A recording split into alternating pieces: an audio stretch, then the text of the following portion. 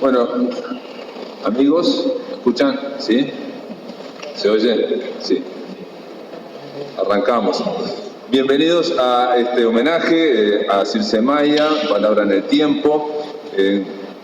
Primero que nada, gracias a la Biblioteca Nacional por la recepción, por acogernos. Gracias a la comisión organizadora por la invitación. La idea en esta mesa es simplemente que varios poetas van a dar su lectura poética, su interpretación, en realidad lo que hace un poeta cuando lee a otro poeta sobre Circe Maya.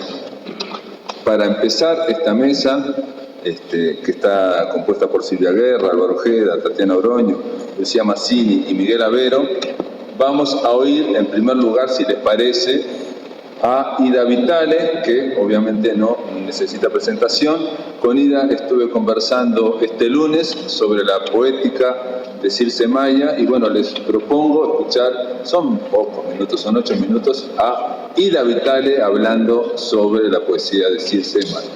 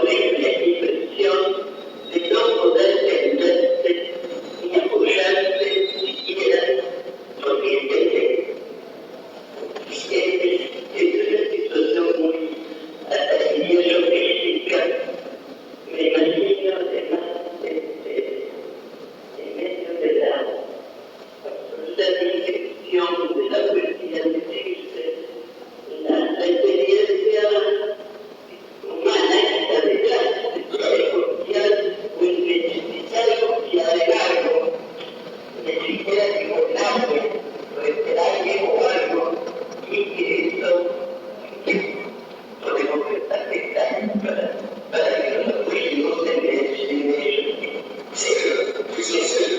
Los públicos funcionan. Claro, y no necesita mucho sector para plantear una situación que nunca es tremendamente trágica, pero siempre tiene sus finitos de pena, de tristeza. Acá se habla de horrible. Porque la idea de que no solamente no nos apoye, digamos, a una fuerza superior, sino la idea que la realidad también, en algún momento ceda. La realidad o con la humanidad. Con la humanidad, sí. Claro.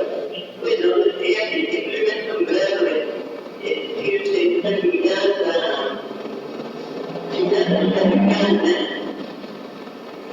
no comida y pero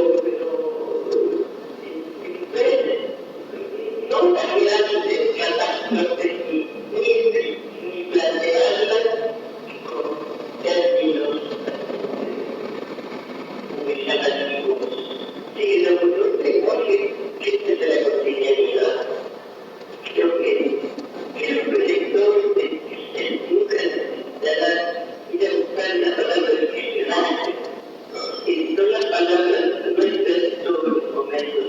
Aunque claro, ya de todos se plantea y es bastante cerca sobre el mundo científico, es decir, una observación que no es solo la observación del momento, sino que está apoyada en una reflexión, en un discurso de más categorías. Sí, puede profesar la filosofía también. Claro, pero por suerte, ese como un ser humano con experiencia, nunca tampoco nos abruma con una cosa que muchas veces pasa. Yo pienso que europeos, entonces, no tanto los fuerzas latinoamericanas, que con una mayor importancia por el respaldo científico que un tema y que es un tema siempre se plantea cualquiera, ¿no? Es cierto, parece sin trascendencia, sí, pero eso todo es una dualidad, ¿no? O sea, no hay dicotomía tajante, ¿no? Cuerpo, mente, luz, sombra, todo. Pero también hay trascendencia. Lo que pasa es que dicha opuesta a la medida humana, o a la medida del sector común, no es que hacer un curso para leer hay que responder. Hay que leerla, estoy de acuerdo. Necesita que hacer un curso de poesía para poder leer. Sí, se me ha de acuerdo.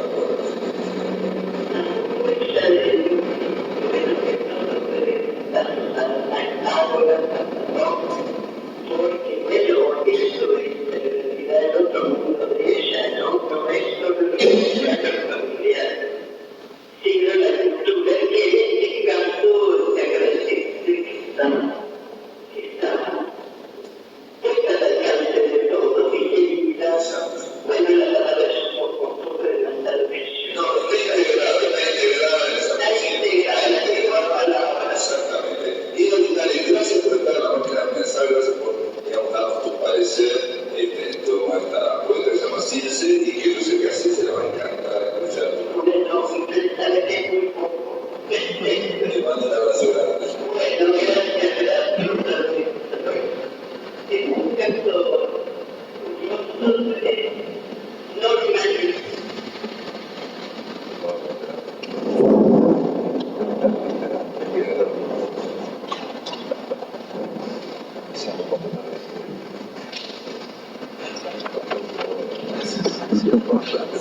Gracias, Néstor. Bueno, esta era Ida Vitale, amigos. Ahora vamos a darle inicio a esta mesa. Bueno, Ida también de alguna forma la comenzó. Así que, empezamos con Tatiana, ¿les parece bien? Bueno, Tatiana Oroño, poeta también, tampoco necesita presentaciones, profesora de literatura, investigadora asociada a la Academia Nacional de Letras, ha realizado curadurías de arte y ha ejercido y ejerce crítica de artes visuales, ha ganado los premios Bartolomé Hidalgo en el 2009 y Juan José Morosoli también en el mismo año, y ganó el Premio Nacional de Literatura en Poesía por el Libro de Horas en el 2019, ha sido traducida al francés, inglés, italiano, portugués. Con ustedes, Tatiana Oroño. Con ustedes. A ver si... Buenas tardes, de nuevo. Yo tenía la sensación de que no se oía demasiado bien cuando estaba... Se me oye. Perfecto. Bueno, primero voy a leer El medio transparente. Lo mejor sería no pensar demasiado en ellas, las palabras. Ellas vienen así o de otro modo y no es tan importante. Vidrios, ventanas son y habría que limpiarlas con cuidado por eso. No pintarlas. ¿Qué verías detrás? Y no adornarlas. Por mirar el adorno en la ventana no miraste hacia afuera. El más breve vistazo hubiera sido al menos suficiente para dejar entrar la luz del otro lado. Sí, esa luz de afuera sobre un rostro que pasa.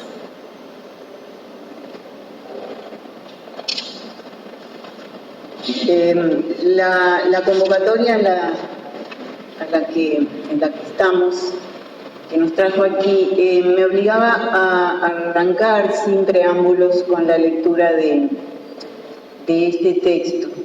Cuando pensé, vamos a conversar sobre qué incidencia tuvo en nuestra obra, la obra de decirse, bueno, este texto.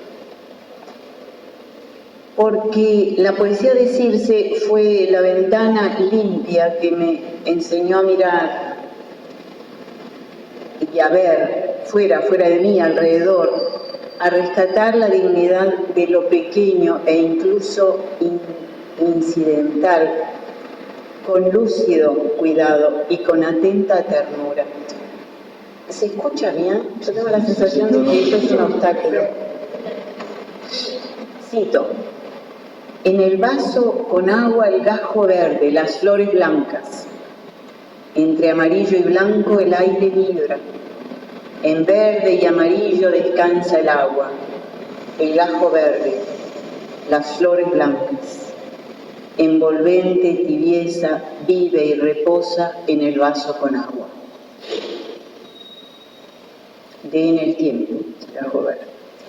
Cito de nuevo. Sobre el mantel, después de haber comido, nos habíamos ido ya todos de la mesa. ¡Qué presencia tan fuerte de realidad y reposo! Los vasos en su vidrio, la jarra con su leche, tranquila luz cayendo sobre el frío de loza. Los remansos, también de En el tiempo. La lección de Circe me iría enseñando que lo más hondo no es íntimo, o en todo caso, que la poesía, si bien irradia desde un centro íntimo, es mirada que nos lleva al exterior. Eso creo que parece decir también un poema mío, escrito 20 años después de haber leído esos que cité. La verdad es así, la ventana y la mesa. En el mantel la luz tendida de la tarde, arropada la luz del día en la casa. Si el poeta es un traductor, como sostiene ella, si él, la poeta, es quien te abre paso al universo de otra lengua, a otra inflexión nueva, de mirada al mundo, al hallazgo de otra manera de ver y estar en ese mundo, traspuesto, desdoblado, el mismo y otro, en el uso de una lengua que es la misma y otra porque es la lengua para asirse de la conversación con más calidez y más intensidad. Si esto es así, Circe fue quien me tradujo tempranamente el mundo cotidiano a la cifra del detalle percibido y a la del detalle presentido, con la transparencia de su palabra en el tiempo sostenida en el aire diáfano del diálogo. Digo diálogo porque por su poesía supe, y voy a citar el primer verso de su primer libro, Plumitas. Si cuando cae la tarde te sientes triste y el son de las campanas tu pena agranda, piensa en tu madre y verás la alegría que sientes en el alma. Digo que supe por esa poesía al principio infantil, que es la primera que leí cuando yo también era una escolar, que me estaba abriendo camino a una comunidad de escribas capaces de operar transformaciones en el mundo defectuoso, mutilado, sombrío de mi segunda infancia. Porque fue entonces que la empecé a leer, con túnica y moña azul, con túnica blanca y moña azul empecé a leerla, ¿no? ¿Y cómo fue? Era por la vía de una voz que me hacía destinataria de una visión piadosa ante las fenomenologías de las fragilidades y las pérdidas, y que como un chucho de frío era recorrida por la conciencia de la caducidad del ser y el tiempo. Eso estaba en su primera poesía. Y había un texto inspirado por un ramo de rosas que decía: el tiempo todo marchita, hiere o mata. Seguía, ¿no? Lentamente, tristemente, murieron mis rosas blancas. Pero al mismo tiempo siempre estaba la exhortación a la completitud coral, eso que se ha hablado aquí, eso que hemos leído todos, ¿verdad? En presencia diaria, por ejemplo, es tiempo ahora, de voces entre voces apoyadas. Si la poesía es palabra en el tiempo y la palabra medio transparente, la poesía es el medio transparente. Pavese, al que también he amado mucho, decía: la poesía es reducción a claridad. La poesía trasluce y te muestra, y subrayo el té de segunda persona tan frecuentado en su escritura, muestra lo otro efímero y lo muestra con ardor compasivo, con apremio, con pasión por fijarlo antes de que se pierda. Y cito: y no permitiremos que se nos borre nada. Hay que atar y pegar el pensamiento a cuanto ven los ojos, a una piedra, a una rama rugosa, a un agua fría, a aquel puro destello del sol entre las hojas. Su poesía de infancia y primera juventud fue Mi espejo de Alicia.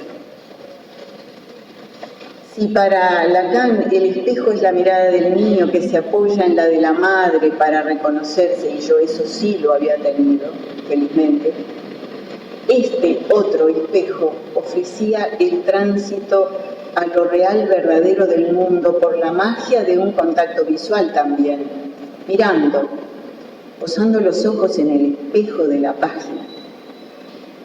Se transmigraba de un reino al otro así, sin tener que trepar a la repisa de ninguna chimenea.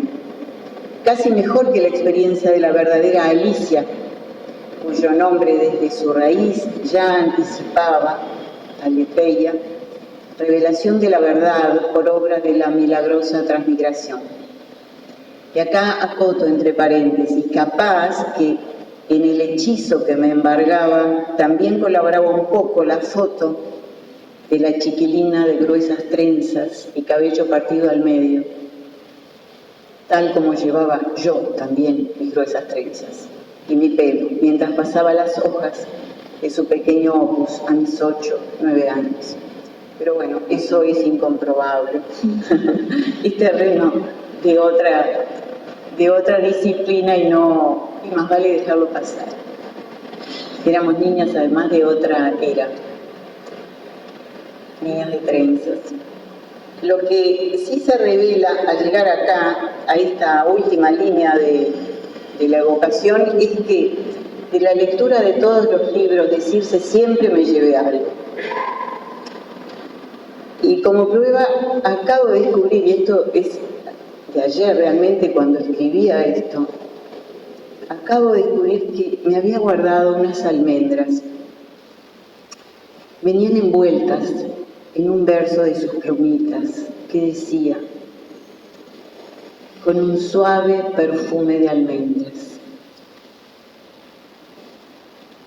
Y resulta que cuando estaba culminando un poema del alfabeto verde, el de la página 35 de la reedición, Oscar, metí la mano en el botín, desenvolví las almendras y las puse ahí junto a las uvas, a la cesta grupal de panes y derrotas, para que perfumaran, para que todavía perfumaran, para que todavía sigan perfumando.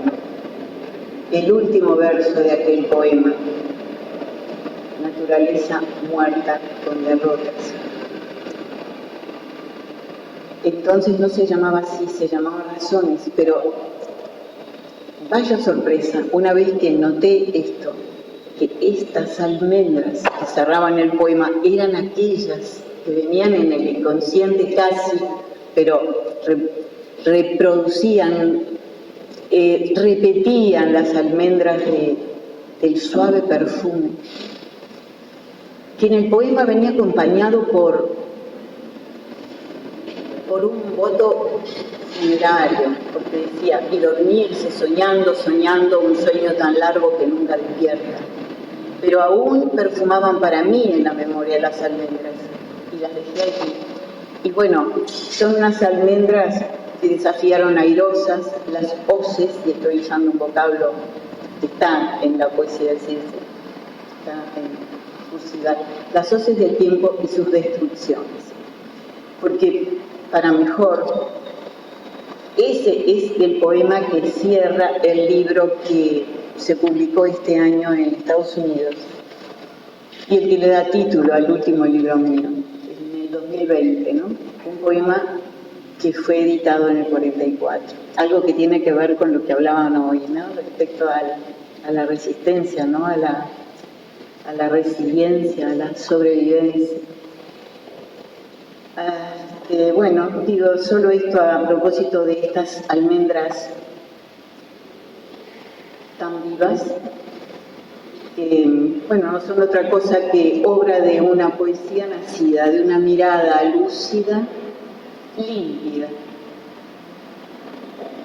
cuyo hacer la ilumina, como a esa mujer, la del cuadro de Vermeer, que en el poema es despertada por un llanto, la que despierta un llanto en el poema. Nada más, gracias.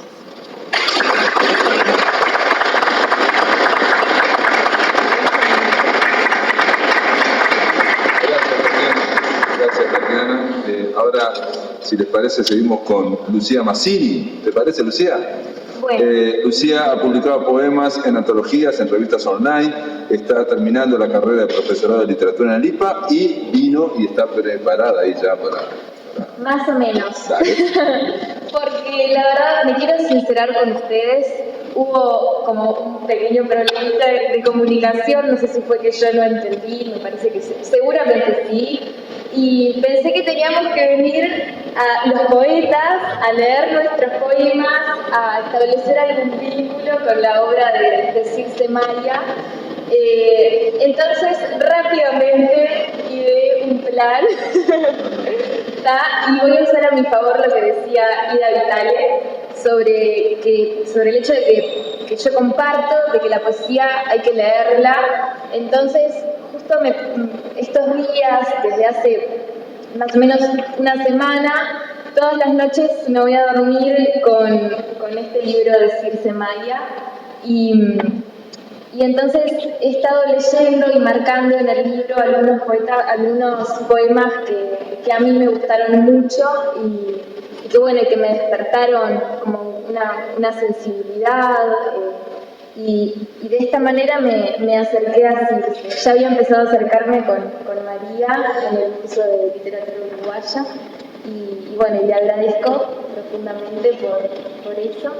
Así que voy a leer 4 poemas de Circe Maya y por ahora nada más. Capaz que si después se abre un espacio para el diálogo, sí, comparto, pero bueno, por ahora voy a leer 4 poemas.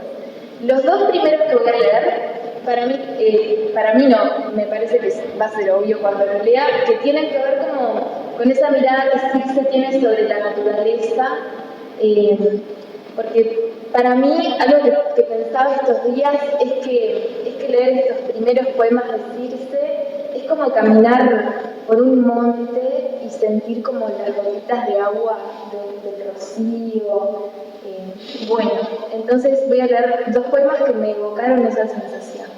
Y después voy a leer otros 2 que para mí tienen mucho que ver con la poesía y con lo que yo creo que es la poesía.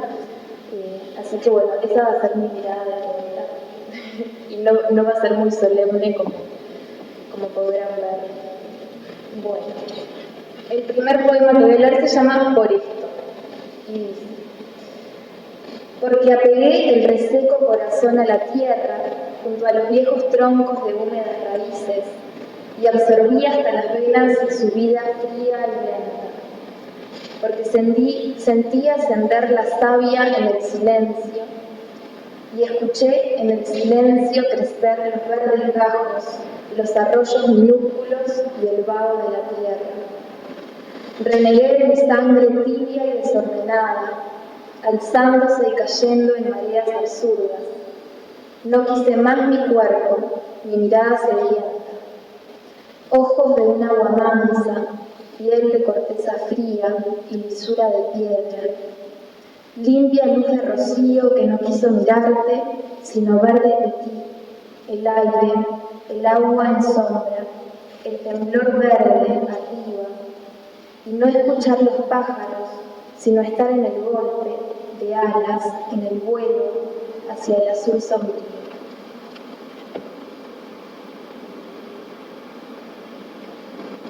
Este se llama Vendrá un viento del sur. Vendrá un viento del sur con lluvia desatada, a golpear en las puertas cerradas y en los vidrios, a golpear en los rostros de agrios gestos. Vendrán alegres oleajes ruidosos, subiendo las veredas y calles silenciosas por el barrio del puerto. Que se lave la cara en la ciudad endurecida, sus piedras y maderas polvorientas, raídas, su corazón sombrío. Que por lo menos haya asombro en las opacas miradas taciturnas, y que muchos se asusten y los niños se rían, y el verdor de la luz del agua nos despierte, nos bañe, nos persiga. Que nos dé por correr y abrazarnos, que se abran las puertas de todas las casas y salga la gente por las escaleras, desde los balcones, llamando.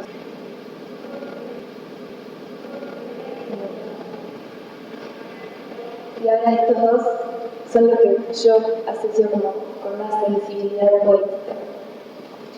Este pareciera que no tiene nombre, tiene 2 signos de exclamación como nombre. Y dice: hay varios modos de acceso a las cosas. Claro, dirás, uno, el abrir de los ojos, verlas, asirlas, y otro, bueno, también están los filtros y redones, ciclotrones, radares, las redes matemáticas. Y la tercera vía es más bien un llamado, que vengan, que aparezcan, que se desnuden, salgan.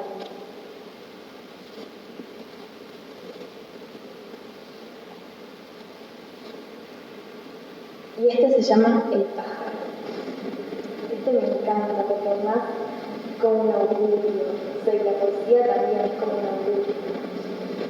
Y dice: los antiguos veían llegar la buena suerte cuando volaban pájaros al viento. Imagino el temor de ver un gran pájaro negro apareciendo por el costado izquierdo. De este pájaro, en cambio, no es claro su mensaje.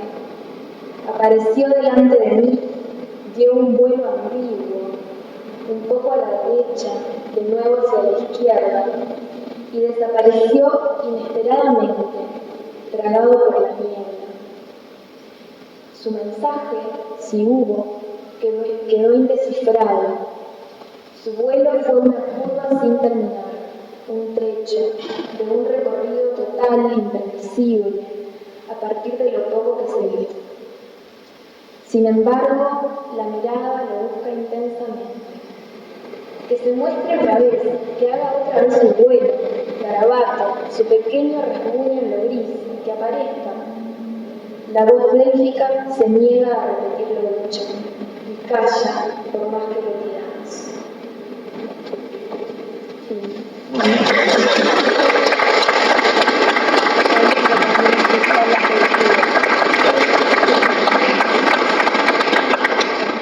Bueno, gracias Lucía. Ahora vamos a seguir con Miguel Avero, si les parece, que es poeta, es narrador, ensayista, docente e investigador.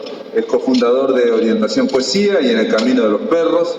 Obtuvo el primer premio de poesía en el espacio Mistura, con el libro Libreta Insomne, y recientemente publicó Haiku Mate, que es con ediciones del Demiurgo, y que es en coautoría con el poeta minuano Leonardo de León. Son haikus ahí escritos a 4 manos. Te voy a pedir, Lucía, si me alcanzas, si me pones esto ahí al lado. Sí. ¿Ah? Dale, gracias. Bueno, buenas tardes a todos. ¿Se escucha bien? ¿Sí? Gracias, Pablo. Bueno, gracias a todos. Me siento muy honrado por participar de este evento y de esta mesa tan virtuosa y con gente que quiero y que admiro muchísimo, así que muchas gracias. Y bueno, pienso en María del Carmen, en Patricia, en Álvaro y un montón de gente y bueno, muy agradecido. Bien, este texto en realidad fue bastante dificultoso, además creo que no está terminado, pero bueno, voy a hacer lo posible para que salga algo, no sé. Se llama Leer a Circe o escribir un texto para la ocasión, porque es esa lucha la que se me llenó en la cabeza, ¿no? Nunca leí a Circe con otra intención que la lectura misma y el disfrute de la lectura. Y bueno, me interpeló bastante tener que armar algo, pero estuvo buena la experiencia. Y empieza con un epígrafe de Circe que dice que por lo menos haya asombro en las opacas miradas taciturnas. Y bueno, y esto dice así: en el otoño de 2010, en un día que recuerdo ventoso con lluvias, compré la obra poética de Circe Maya editada por Rebeca Link en 2007. Era el cumpleaños de una compañera de trabajo que apenas conocía y yo no sabía qué obsequiaba. Caminando por Tristán Narvaja me topé con el bello volumen cuya portada contenía el árbol característico de las 3 ediciones, pero sin el decisivo reloj de arena de la última. Era una apuesta fuerte regalar un libro a una casi desconocida, como si fuera poco un libro de poesía. En un delirio profético vi las risas de mis compañeros que me preguntaban por qué no había optado por un par de cervezas. El libro fue cortésmente recibido, pero pasaron varios meses para que pudiera conocer un poco más acerca de su recepción. Estoy hechizada por Circe, me dijo. Llegado el momento, esta compañera, y me pareció maravilloso que utilizara ese término, hechizada, teniendo en cuenta el emblemático nombre de nuestra poeta. Sin proponérmelo, había sembrado una lectora de Circe Maya. Por supuesto que la virtud no era mía, sino esa semilla que sabe brotar en terrenos más o menos abonados, sobre la tierra ardiente del verano, sobre las pálidas heladas invernales. Siento un especial afecto por la poesía de Circe Maya. Su lectura me acompaña desde hace más de una década y puedo afirmar que ha sabido contribuir a mi dicha. Hay lecturas y lecturas. La frase parece no decir nada, un fragmento estirpado de cualquier discurso capaz de ser repetido sin disolverse, sin difundirse jamás. Pero ¿qué nos había refutado? Una a una mis lecturas de Circe son diferentes, variadas, pero conservan un algo sostenido. Cierto estupor que se repite cada vez que mi mirada incursiona en las páginas de sus libros. Leo distinto cuando leo a Circe. Un verso me enseña sobre la detención y me es imposible retirarme hacia el siguiente sin haberle tomado el pulso. La maquinaria rítmica ya está en marcha y la experiencia, para su autenticidad, exige un acoplamiento. Ahora bien, leer con la intención de que algo emerja, como es el caso, puede obstruir la idea. Es quizás la forma más efectiva de cancelar esos conductos por los que antes fluía de forma libre y natural el disfrute, y sin pensarlo la creatividad. De pronto resulta que tengo algo que decir sobre Circe Maya. Abandono la comodidad de transitar entre sus versos, de asentir ante sus preguntas, que son puertas siempre entornadas en la casa del pensamiento, y recurro a la rigidez, al obligado descubrimiento, a la necesaria interpretación. No puedo. El blanco de la página solo es atractivo cuando es el contorno de un poema. Pasan los días, elaboro planes y estrategias, barro la hojarasca. La leo desde un lugar incómodo. ¿Qué puede decirse sobre Circe? Entre la maleza de mis libros rescato dos, obra poética y La casa de polvo sumerio. Poesía y ensayos. Me concentro en su poesía. El libro ostenta las huellas de mis lecturas. Los poemas que me gustan están marcados y protegidos como pequeños monumentos literarios. El poema Deseo comienza así. No quisiera que abrieras el libro y vieras palabras. Quisiera que oyeras sonidos. No música, escucha, sonidos, de cuyo entrelazar se están formados del tiempo y los siglos. Es un anhelo que en mi experiencia haya un efectivo cumplimiento. Veo las palabras, pero es un atisbar desde la lejanía. No soy capaz de apropiarme de ellas ni con mis manos ni con mis ojos. No soy capaz como lector de poseer la voz de Circe, pero puedo, humildemente, custodiar su camino, estar allí con el afán de retener un fugaz pasaje, un cuadro cotidiano, la desembocadura de un arroyo o la doble silueta de la poesía y la filosofía. Su poesía, como la naturaleza, anuncia acústicamente sus estaciones. El poema citado me acerca a esta clave de lectura. Si soy capaz de calibrar mi oído, podré visitar su poesía, seguir sus huellas y estar presente ante la aurora de su creación. Una idea similar ofrece el poema Vegetal, donde el rumor de bosque encierra en sí mismo todo lo previo, es decir, el agua, las raíces y el despliegue de las ramas. Lo cito. Aguantar de raíces, esfuerzo acumulado gota a gota, crecimiento de ramas, silencioso crecer de oculta fuerza, como rumor de bosque. Por la misma época de la anécdota inicial, me encontraba trabajando en lo que luego sería mi primer poemario, cuyo contenido se centraba en las diversas formas de nombrar el agua, su simbología y su enfoque poético en la tradición literaria y cinematográfica. Entre los poemas que anduve melodeando durante meses estaba Apuntes de lluvia, texto incluido en el libro Presencia Diaria de 1964. Los primeros versos de ese descubridor poema dicen así: salimos a mirar la creciente, figuras invertidas de casa y de árboles, en calles inundadas. La sencillez de esa visión de lluvia, la transformación del paisaje tras la inundación y el juego de espejos sugerido inspiró, sin dudas, uno de los poemas centrales de mi libro que pobremente titulé Doble Mar. Se trata quizás de mi primera deuda con la poesía de Maya, que más tarde no tardaría en seguir engrosando. En efecto, en Libreta Insomne 2019 utilizo como epígrafe los versos finales de Cimientos, que dicen así: ¿dónde apoyar el pie que no resbale hacia pozos, misterios, incógnitas, arenas movedizas? Mientras reviso su obra para no fallar en las citas de este texto, voy encontrando versos subrayados, comentarios al costado de las páginas, apuntes en mis libretas. Uno de estos apuntes, bastante reciente y no menos curioso, dice que cuando pienso en Circe Maya pienso en una poeta que viene de la filosofía. Es cierto que en algunos poemas, detrás de la silueta de la poeta, advertimos a la profesora de filosofía. Pero ¿cómo se mueve Circe Maya en estos vastos terrenos? ¿Cómo los conjuga y los sintetiza? Creo que en general su poesía es pensamiento, un jardín con grandes parcelas para los conceptos abstractos, donde a veces, eventualmente, irrumpe, o prefiero decir florece, un sentir.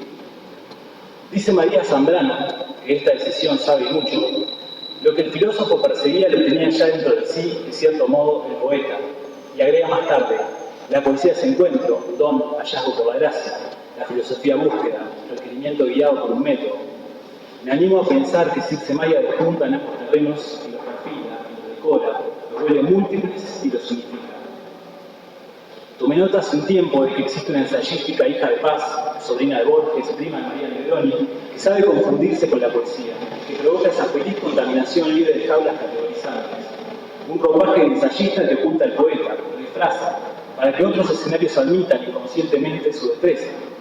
Me animo a aventurar que el corazón de Maya recorre el sendero opuesto, pero llega al mismo lugar. Fragmentos de su poesía resultan meticulosos ensayos sobre el tiempo o la naturaleza, hondísimos aforismos cuya profundidad exploramos en el reverso de la más prosaica conversación. La cito: no hay nada, no se puede, ni los ángeles pueden tocar solo un punto del tiempo sumergido.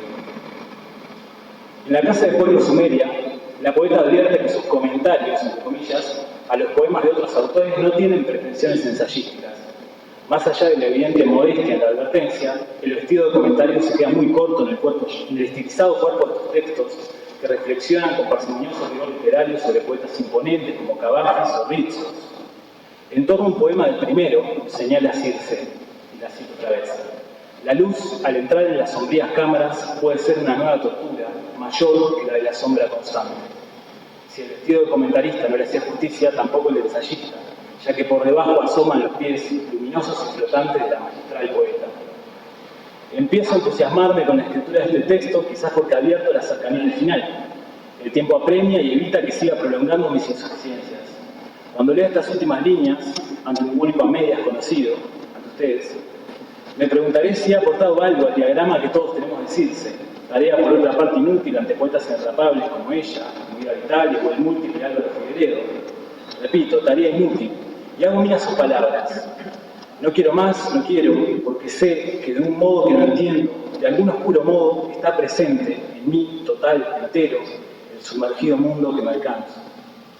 Por mi parte, lo he buscado en videos y fotografías, en artículos de otros, en ponencias, en comentarios, apuntes y antologías.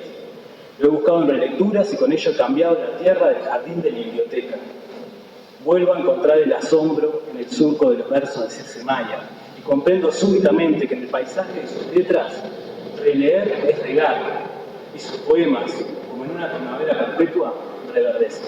Gracias. Gracias.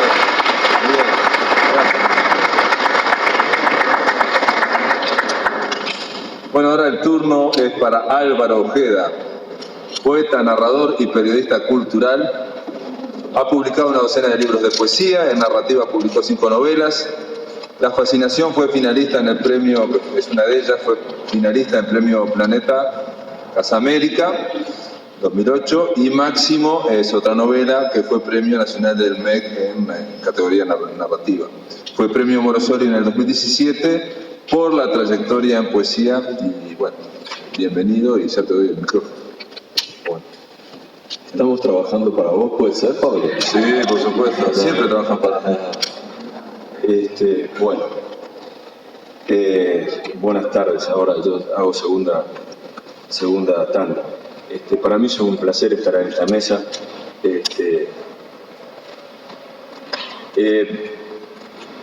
Me estaba acordando cuando hablaste de tu madre y hablaste del primer poema de Plumita. Mi madre había puesto... Igual no, ¿se escucha ahora? ¿Se escucha? Mi madre había colocado en la cocina de mi casa había un placar que estaba metido abajo de una escalera. Entonces, tú abrías la puerta del placar y no estaba, se conserva, esas cosas que se guardaban antes que ahora ya no existen. Regreso. Había colgado un poema que se llamaba Regreso, que yo no sabía de quién era, de Circe Maya. Mi vieja, que había terminado sexto año de escuela, y que era contemporánea de ella, porque mi madre era del 31. Y claro, después leí el poema, era el poema de la espera de la madre de los niños que iban a la escuela, que en mi barrio era una suerte de rito, hasta cuando yo era ya un individuo con pelos en las piernas. Había muchas señoras, entre ellas una tía mía, que esperaban a los niños que volvían de la escuela y les daba agua, por ejemplo.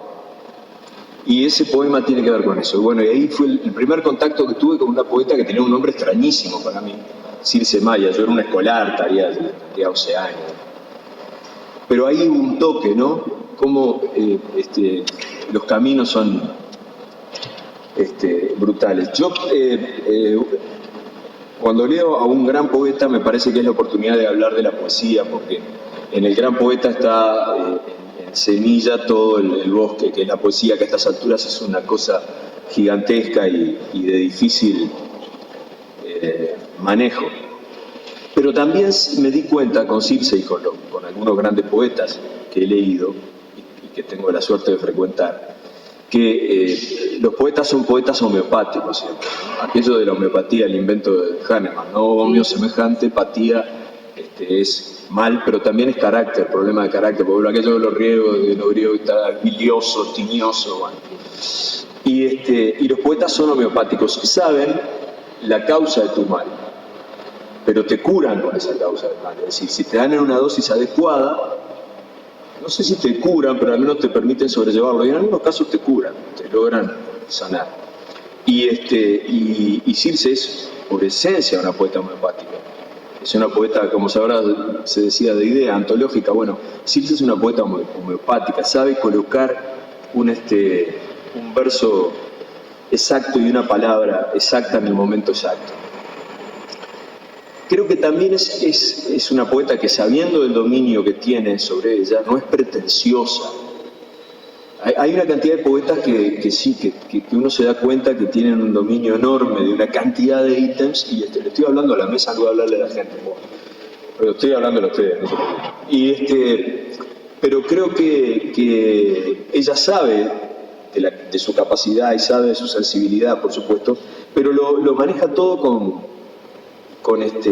sin vanidad, sin petulancia. Yo estaba tratando de recordar de la vastísima obra, ya es un libro importante, la obra completa de ella, y ya se anuncia mañana un libro nuevo, bueno, un libro con poemas que se encontraron. Y me acordé que Cambios Permanencia, que es del 78, tenía un poema que a mí siempre me había llamado mucho la atención, porque ella lo colocaba en un sector que se llamaba Varia. Como, bueno, está, todo esto hablé de la Guasalus, ahora en Varia pongo, yo qué sé, la Limol, que no la nombré, yo qué sé, la Fanta. Y el poema se llama Cimientos. Y es un poema maravilloso. Yo no lo voy a leer, voy a citar alguna cosita del poema, pero me parece que en Cimientos son 3 estrofas. Yo aplaudo también cada vez más la poesía que no es extensísima. No quiero decir con esto que uno no conozca que hay poemas enormes que son magníficos, pero si uno se pone a pensar exactamente en esos grandes poemas con muchísimos versos, son contados con los dedos. Seguramente si nos ponemos a trabajar acá, llegamos a un acuerdo de 10, 12 poemas enormes y no muchos más. Muchas veces la poesía en gran arborescencia nos hace perder un poco de dónde salimos y a dónde vamos, y nos obliga a lo que estamos acá, que no somos lectores desprevenidos, a un esfuerzo un poco brutal. Ella, como es homeopática, pega exactamente en lo justo. Y ese poema, Cimientos, arranca con justamente todo lo contrario que dijeron ahora. Es un poema que tiene que ver con la filosofía. Porque dice, se lee en Anaxágoras que todo estaba junto y todo era infinito. Eso ya es una maravilla, porque no está entre comillas. Es decir, Anaxágoras es un presocrático del siglo V, tenemos fragmentos, menciones de otros filósofos de Anaxágoras. En realidad poco sabemos de él. Y ella no lo pone entre comillas, como sí pone, por ejemplo, el Parménides de Platón, que es el siguiente filósofo que cita. Quiere decir que esta maravilla, se lee en Anaxágoras que todo estaba junto y todo era infinito, es una maravilla de ella, que obviamente refleja al presocrático. Y entonces, su idea, que tiene que ver con la homeopatía, y continúa trabajando sobre ese asunto, es que, bueno, que en lo más pequeño se encuentra la infinitud, y que en lo más enorme también se encuentra la infinitud, y la infinitud está toda mezclada, toda junta, toda colocada frente a nosotros. uno se pone a pensar que todos estos tigres hicieron una imagen del mundo en base a piedritas y lo que se veía. No tenían el Google para consultar. Y creo que tiene que ver con lo que decías vos, Tatiana. Es decir, la luz, cómo pasa esa luz. Es decir, no nos distraigamos con otras cosas. Ella dice en algún reportaje que... No, lo dice en un poema que se llama TV, el poema, que estamos perdiendo el atardecer por ver un programa de televisión, capaz, ¿no? Bueno, esto es una paráfrasis ordinaria, pero quiero decir, se da cuenta que allí hay un pedazo de mundo, ¿no? Todo el mundo estaba todo junto, se lee en las obras que estaba todo junto, en algún momento no parecería ser la circunstancia actual, o acaso sí la es, y que todo era infinito, ¿no? Una especie de Frela o así, ahora que me pongo a pensar. Entonces en la segunda estrofa arranca con Parménides, que ya es un poco más, no es que sea más accesible, sigue siendo muy, muy difícil Parménides, pero ya es un poeta, sí, digo poeta y filósofo porque la poesía se escribía, la filosofía se escribía en verso. Claro, eso tendría que decirnos algo, ¿no? Y además ella señala siempre que la filosofía trae metáforas y cita las metáforas. Claro, y hemos aprendido todos a las grandes alegorías, la alegoría de la caverna, es decir, hemos aprendido, exacto, para señalar nada más nada menos que el paso del tiempo, ¿no? No te baña al lado.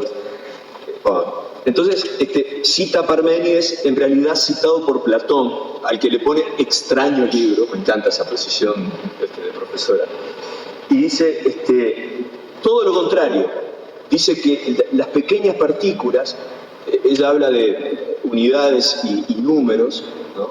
Puntos y unidades, dice, como estrellas se parten en chispas inasibles, ¿no? Un verso magnífico. Como estrellas se parten en chispas inasibles. No los conté, pero deben ser en decasílabo. Entonces dice exactamente todo lo contrario de lo que dijo en el primer verso que decía Anaxágoras. Y también señala una suerte de imposibilidad de destrucción, que creo que es una especie de mensaje optimista por los tiempos que corren, ¿no? Sobre todo pensando que el coronavirus no pudo, ¿no? Con el tipo pero bueno, hasta ahí fenómeno. Es una persona de profundos conocimientos filosóficos que tiene una cadencia poética muy buena y que coloca expresiones y versos maravillosos. Uno piensa en las cadencias de Eliot o en las cadencias de ese tipo de poetas, ¿no? Poetas que aspiran a explicar al mundo, si es que vale, como forma de poesía. Ya hablaba del augurio. Bueno, a lo mejor estamos acá para eso, no sé. Pero ahí y me acordé de vos, mirá vos. Me acordé de la gran Osvaldo Soriano. Osvaldo Soriano, el escritor argentino, el novelista, cuando tenía 15, 16 años, un poco más, había comenzado a copiar material sobre Stan Laurel y Oliver Harvey. Quería hacer una biografía del Gordo y el Flaco. Entonces un amigo de él, un atorrante de esos que vivían y que conocía en Mar del Plata, una persona que estaba absolutamente fuera de la literatura y que no le interesaba, le dijo: vos sos un tarado. Cualquier estudiante en los años 60 era esto. Cualquier estudiante estadounidense de cualquier preparatorio puede tener muchísima más información que vos, aunque tenés acopiado 17 millones de recortes de diarios, sobre Laurel y Harvey. No tiene sentido que hagas eso.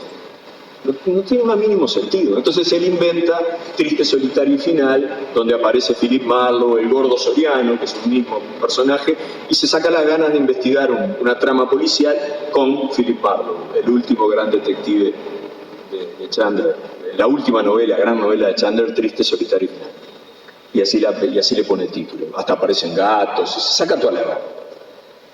Y acá Circe hace exactamente lo mismo. En la tercera estrofa, después de decir que todo lo que dijo antes relacionado con ese mundo que los presocráticos encontraban eterno, infinito, diverso e indestructible, porque cada partícula, otra vez lo mismo que decíamos hoy, ¿no? Cada partícula te llevaba a otra partícula y a otra partícula, y era una especie visión en abismo, ella dice, enredada maraña de partículas, se manda la siguiente pregunta: ¿dónde apoyar el pie que no resbale? De golpe aparece la pregunta: ¿dónde apoyar el pie que no resbale? Hacia pozos, misterios, incógnitas, arenas movedizas. Y ahí te reventó el cachimbo, como decía un amigo mío. Porque hasta ese momento todo está bajo control. Son posiciones de filósofos presocráticos, son para una clase de filosofía, no te van a conmover demasiado el mundo. Pero la internalización que hace ella de eso, la lleva a la cotidianidad, al pozo, dicho sea de paso, termina con un quiasmo maravilloso, porque dice pozos, después dice incógnitas, misterios, y después dice arenas movedizas. Eso es saber jugar de alto, utilizar un esquema de la retórica más tradicional, el quiasmo, ¿no? Se come para vivir, no se vive para comer. Como una especie de concisión retórica, porque claro, y aparte quedan enfrentados los pozos y las arenas movedizas con los misterios y las incógnitas, ¿no? Lo que no se conoce o lo que no tiene capacidad de conocerse y el misterio, de alguna manera una cierta redundancia. Después me acordé también de Trotsky, cuando leí esta pregunta, porque Trotsky hacía una distinción muy interesante entre la lengua inglesa y la lengua española. Trotsky decía que en la lengua inglesa el hecho de que apareciera el símbolo de interrogación al final indicaba que en ese momento del discurso se estaba planteando la pregunta. Mientras que en la lengua española, al abrirse con un signo de interrogación, la pregunta estaba presente desde el comienzo. Trotsky, como los políticos actuales, se dan cuenta, todos están pensando en estas cosas. Y yo decía, qué brutal, qué sabiduría brutal la de decirse para colocar este asunto, para establecer un puente entre la gran cultura y el gran conocimiento y algo tan aparentemente ajeno como es la filosofía griega, presocrática, incluso de la que no tenemos salvo fragmentos nada porque se perdió, y hacer este maravilloso puente para establecer un criterio de duda. La duda es el ámbito de Circe-Maya, me parece, que la duda es lo que es en donde ella crecienta, y la duda es también el ámbito de la poesía, ¿no? La poesía tiene más dudas que certezas, aunque abril es el mes más cruel, como sabemos todos, tiene más dudas que certezas. Y la otra cosa que quería decir es que a partir, me acordé ahora por esto, y con esto termino, a partir de la lectura de los grandes poetas, que si nos ponemos a pensar no son tantos, ¿no? Jiménez decía, los grandes poetas no son pocos y lo son en pocas ocasiones. Bueno, los grandes poetas, la primera máxima que me quedó en la cabeza fue que yo estoy seguro que en el momento de mi agonía, si estoy más o menos lúcido, me voy a acordar de algunos versos que uno los ha llevado puestos todo el tiempo porque necesariamente convive con ellos, está con ellos, y porque le han dado o preguntas o respuestas, o más incertidumbres, porque la incertidumbre no es por sí algo malo, o más certezas sobre ciertas cosas. Pero también estoy seguro que la segunda cosa que me pasará es que recordaré este tipo de preguntas en el momento en que me enfrente a cualquier mediana certeza de tratar de entender alguna cosa de un mundo que cada vez se me hace bastante inexplicable. Bueno, eso era lo que quería decirle. Muchas gracias.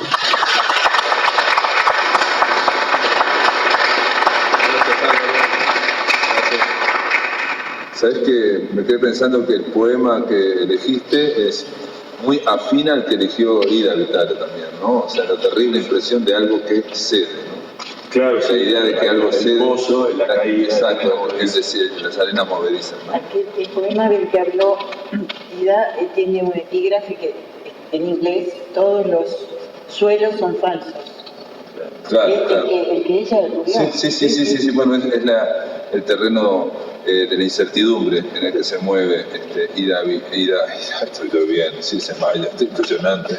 Estoy muy claro, amigos y amigas. Ahora les toca a finalmente a esta mesa a Silvia Guerra. ¿Cómo le va Silvia Guerra? Ella es poeta y es gestora cultural y también nació en Maldonado, ¿qué les parece? Publicó varios libros de poesía, los últimos son Un mar en madrugada, 2018, y Todo comienzo lugar, de 2016. También publicó un libro de prosa poética, Fuera del relato, que es una biografía aproximada de Lutremont, y un libro de cuentos para chicos basado en historias locales de Maldonado, que es actualmente coeditora de la correspondencia entre Gabriel Mistral y los escritores uruguayos, junto con Verónica Sondek, ¿no?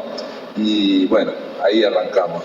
Silvia, un poco a diferencia de lo que estábamos haciendo ahora, si te parece un poco conversar sobre Circe, por lo menos unos 10 minutos, ¿no? A ver, arranco con esto. ¿Es una poesía de la incertidumbre? Bueno, ahí se oye. Bueno, yo no estuve tan clara con la convocatoria y no había escrito tampoco, había entendido que era una conversación, como Lucía, capaz. No sé si es una poesía, yo no diría que es una poesía de la incertidumbre. Yo creo que a mí me parece que hay varias cosas, ¿no? Una es eso que Tatiana hablaba ahí del diálogo, ¿no? Que creo que es muy fundamental en la poesía de Circe, ese tú al que se dirige. Exacto. Y ese tú, de alguna manera, la enfrenta a ella, ¿no? Es como hay un tú que es como un espejo de uno, digamos. Eso es lo que a mí me parece que ahí hay una clave de lectura, digamos. Por otro lado, también me parece que esa idea del otro en el pensamiento de la escritura y del otro con el que podés dialogar, me parece una cosa interesante en general y en particular en el Uruguay, que yo creo que en el Uruguay tenemos un poquito la idea de que uno puede nacer de un repollo. Nadie nace de un repollo, ¿no? Entonces esa idea del diálogo constante, ¿no?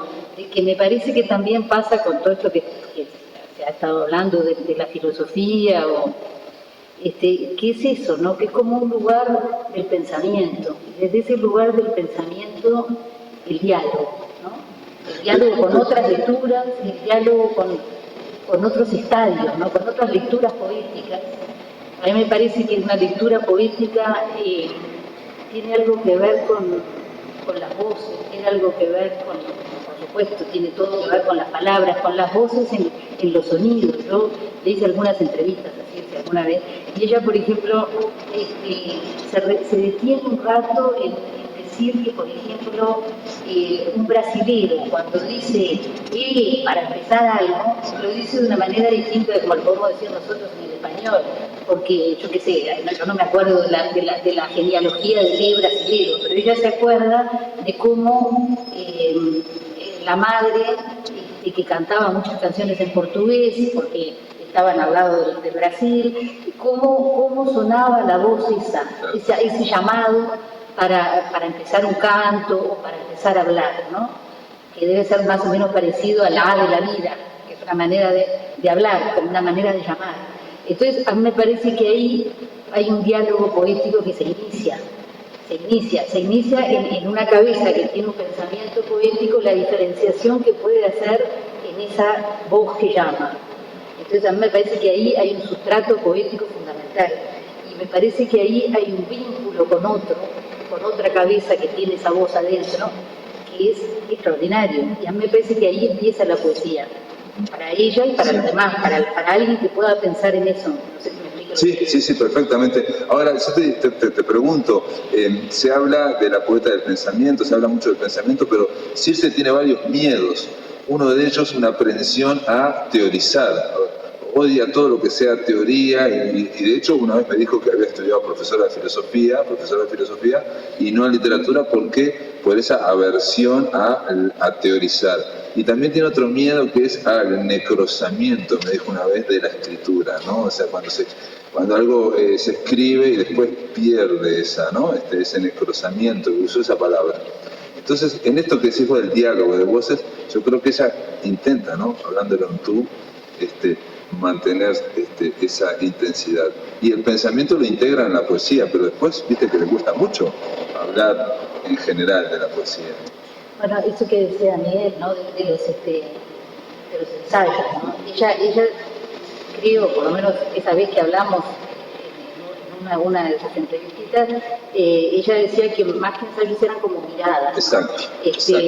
Miradas de una profundidad enorme. Habría que también ponerse a pensar, ¿no? Que para uno una mirada, para otro el ensayo, pero digo, ella no lo definía como ensayo, sino como mirada. Esa mirada, esa recalar, que creo que hace un ratito Karina nombró lo de los caballos que lloran, ¿no? En lo de Aquiles, ¿no? Claro. Es eso, por ejemplo, ponerse a mirar ahí que los caballos lloran.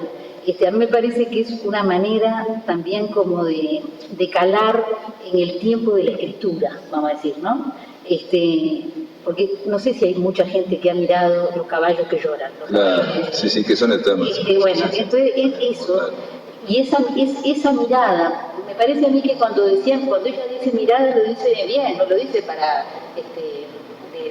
de falsa modestia, claro, sí, modestia. Lo dice realmente porque piensa que es una mirada, porque es como posicionarse en un lugar que también me parece que tiene que ver con el tiempo, que probablemente tenga que ver con el asombro, porque también hay un espacio del tiempo quieto, digamos, el tiempo en estado puro, que es como el asombro, ¿no?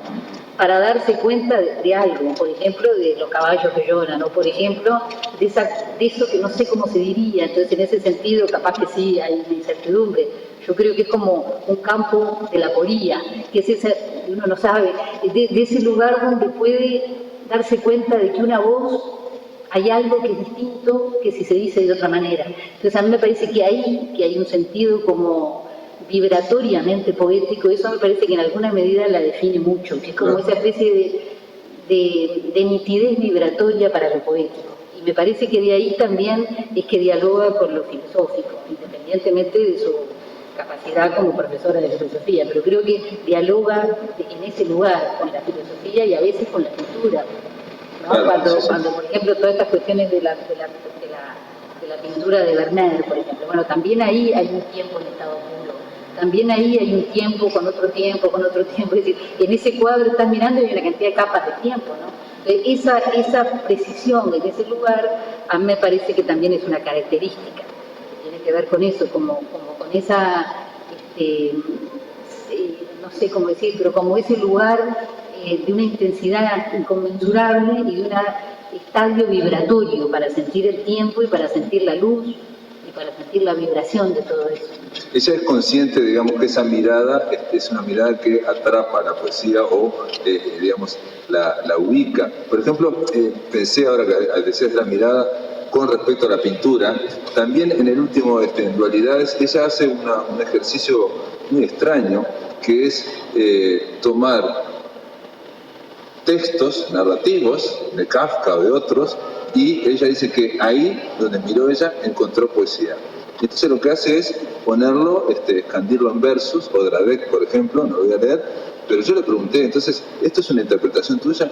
No, esto es el texto de Kafka puesto, escandido en versos, ¿no? Así. Y en esa mirada yo encuentro que eso es poesía. Y obviamente uno lo lee y claramente que es poesía, ¿no? Por lo menos para mí es impresionante. Pero es esa idea de la mirada encontrando y tampoco rehuyendo toda la teorización, digamos, me parece a mí, ¿no? ¿Estás de acuerdo? ¿Quiere que lo lea el texto Simplemente se llama Odradek y dice: no es una flor ni un pájaro, no es ningún animal, ninguna planta. Existe como un pequeño ovillo con hilos enredados y algunas maderitas sobre las que se para. Puedes hablarle, no siempre te contesta. Está en algún rincón de la casa, un peldaño de la escalera apenas visible. Como es tan pequeño, te diriges a él como un niño y preguntas: ¿cómo te llamas? Otra vez contesta: ¿y dónde vives? Domicilio desconocido, dice, y luego ríe. Esta risa es muy rara porque Odradek no tiene pulmones, de modo que su risa suena más bien como el rumor del viento sobre las hojas secas. Y ahí lo termina Circe. Es impresionante, ¿no? Y bueno, a mí me quedan las dudas siempre si no le metió algo, si no le cambió algo.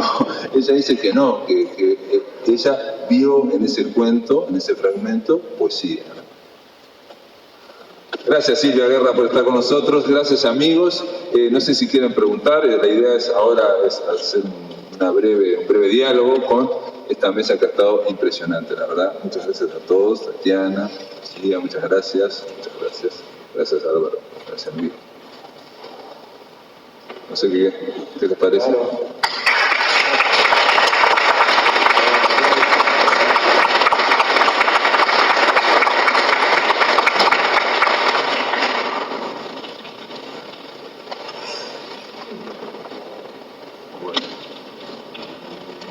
me quedé pensando en esto de la mirada, cómo lo manejaron, pero por ahora es pensarlo, ¿no?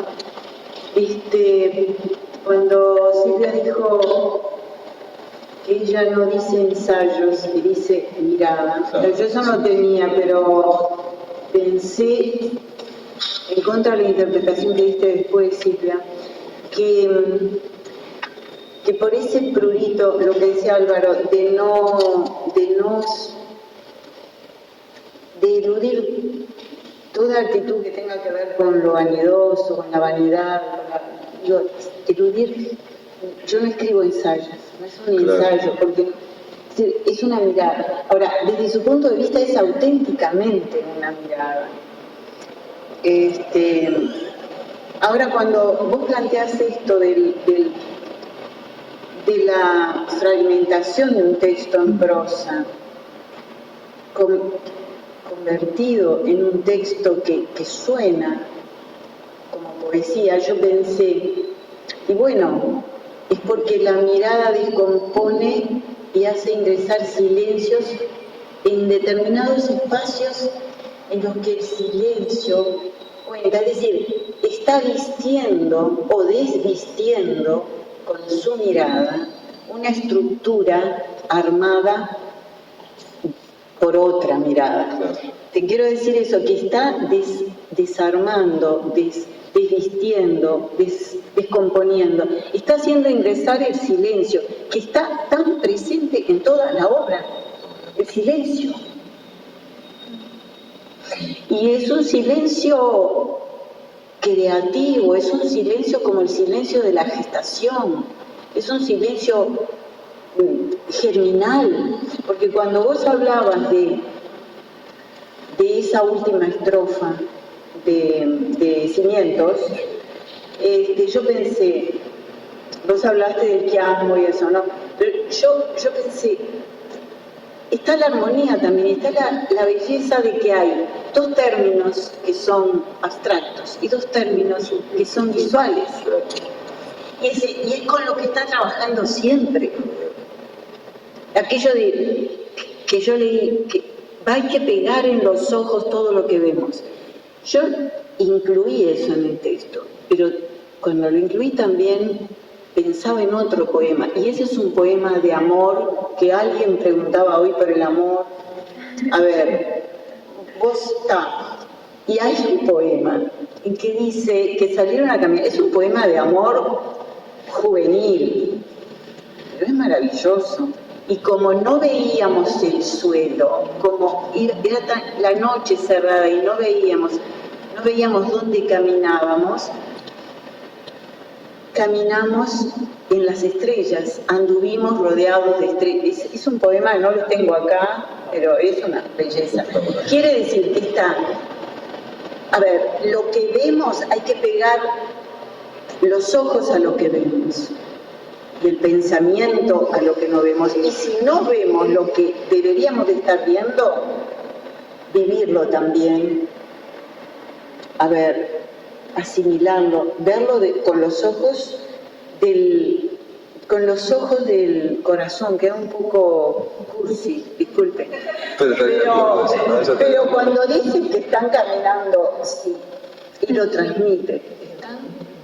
Y como no veíamos el suelo que pisábamos, el silencio, estábamos caminando a las estrellas. Ahora, por eso digo que el silencio, siempre, pero acá el silencio esa incertidumbre de la que vos hablabas, eso es silencio. Y el silencio siempre es germinal en esta poeta, en este pensamiento, en esta mujer que mira lo que ve y lo que no ve.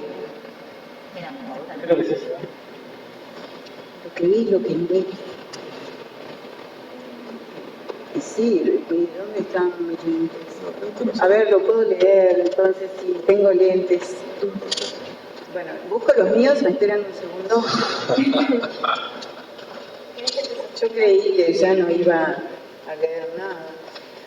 Y hoy, otra cosa, que tú me preguntabas por el amor hoy. Yo me acordé de otro poema que es las canciones, aquellas canciones.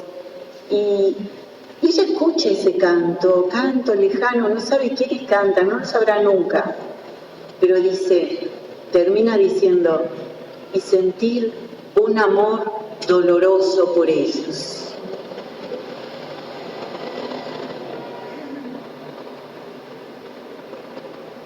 Dice así, una vez, como era temprano, caminamos antes de ir a acostarnos y después de la cena, por dentro de una noche inmensa, cielo blanco de estrellas. Caminamos por dentro del resplandor cercano como dentro de música, dentro de un titilante silencio transparente, envueltos en canciones remotas y secretas. Y aunque nadie cantaba, atravesando nieblas de ancha luz nocturna, caminábamos, sintiendo de algún modo como una voz volando sobre nuestras cabezas. Y como no veíamos la tierra que pisábamos, todo se volvió cielo. Los ojos fueron cielo. El corazón prendía y apagaba latidos. Y así fuimos andando por adentro del cielo, juntos y silenciosos, envueltos en estrellas. Muchas gracias.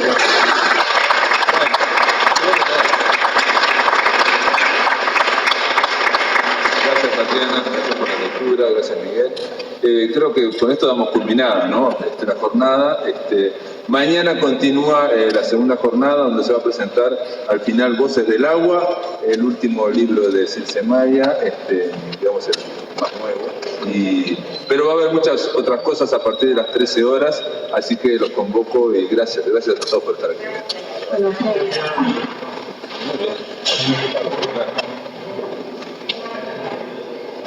Si supieran.